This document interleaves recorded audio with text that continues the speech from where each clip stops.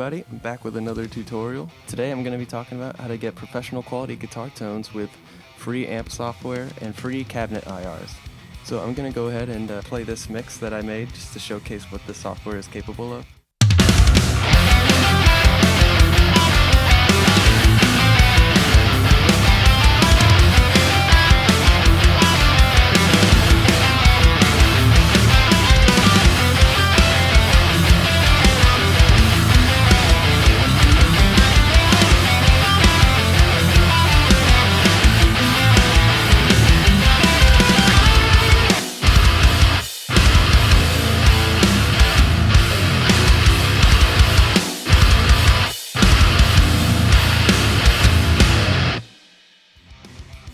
I didn't spend very much time on this mix, but I already feel like the tones are doing a really nice job of sounding aggressive and fitting in the mix really well. The drums I'm using are a Tune Track Metal Machine, by the way, if anybody was curious.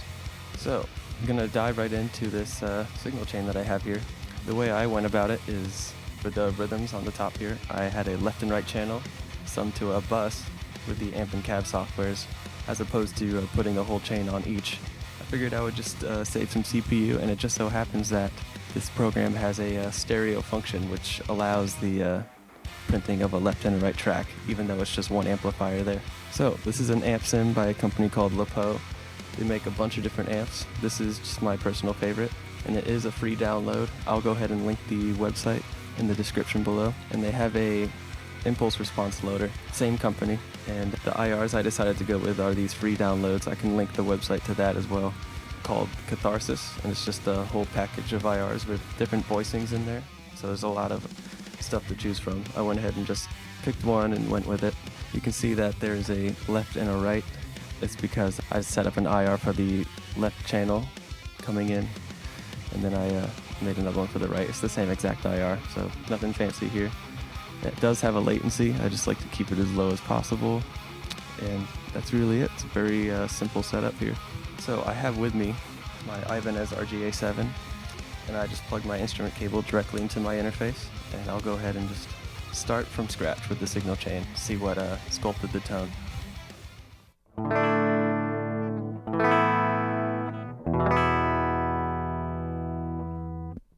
Cool, so there's the DI signal. I'm going to go ahead and load up the amp sim and the IR by themselves. It's best not to load up just the amp by itself because it creates a unbearable sound.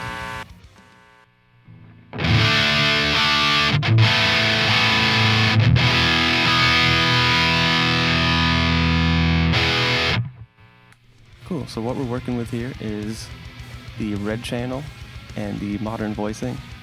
I can go ahead and play through this mix and demonstrate the other channels as well, but these are my personal favorite settings. So my process was to tweak everything so that it just creates a suitable sound that works well so I could record it. And once I recorded it, I went ahead and played back everything and messed with the knobs further, because that's the advantage of having an amp sim on hand, is that you don't have to dial in the tone every time you record. The program is after the DI being recorded, so you can go ahead and keep messing with things after the fact until it sits just right and has the qualities that you want.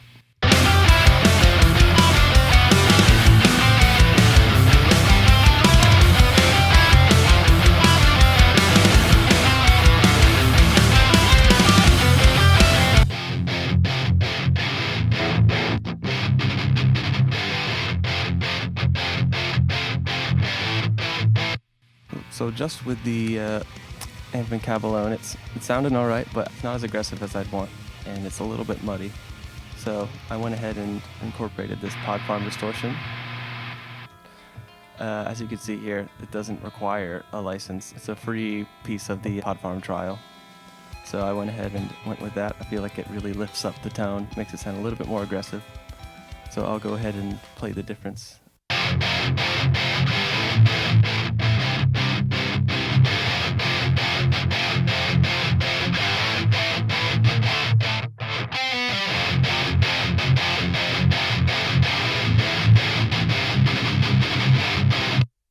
I find that with a lot of tube scream emulations, it's best that you have the drive as low as possible, because you can easily get rid of the clarity and aggression. It'll make it sound a little bit more muffled and muddy. The notes won't be very intelligible.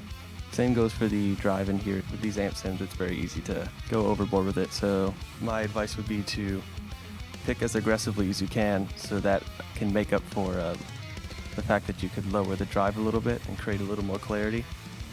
And also you can always mess with the drive and how much input you're putting in there after the fact too. So definitely experiment with that so you can get as clear and aggressive of a tone as you can.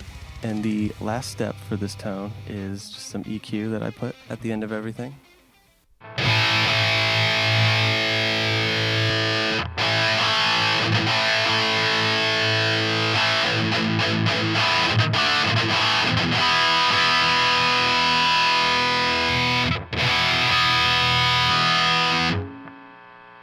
You may find that a lot of the low end went away, and then that really top end weird fizz got out of there too. That's kind of the main thing that we're going after, because we're trying to make it sit in a mix, make the bass do its job, so we don't need all that extra low end. So that's what the low and high cuts are right here. These three cuts right here, these notches, they are just resonance frequencies that I found in particular that basically create the same volume of activity no matter what you're playing.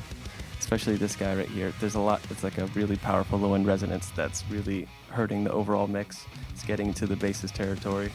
So it's a matter of just sweeping through and finding things that are not contributing to the tone at all.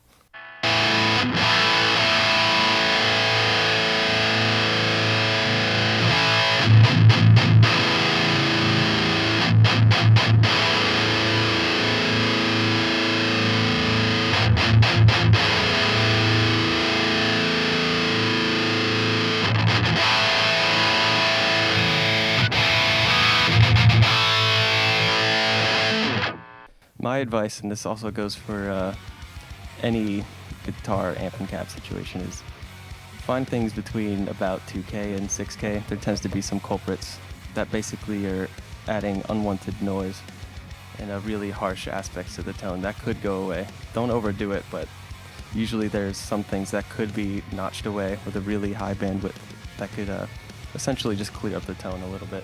And then lastly, I just have a gate for the that open part with the silences there, just to get rid of all that hum in between.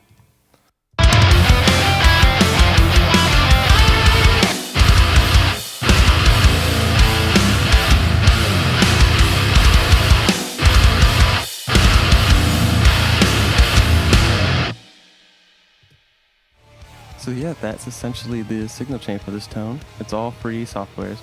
And then the second pair, it's the same exact chain without the gate, and then slightly different changes on the amp knobs just to make it sit a little bit differently. I feel like slightly different EQs can separate the tracks in a good way.